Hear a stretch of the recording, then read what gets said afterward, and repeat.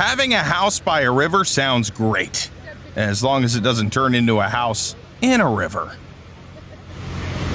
That's crazy how much stuff is just built up right there. Oh my. I just got that whole thing.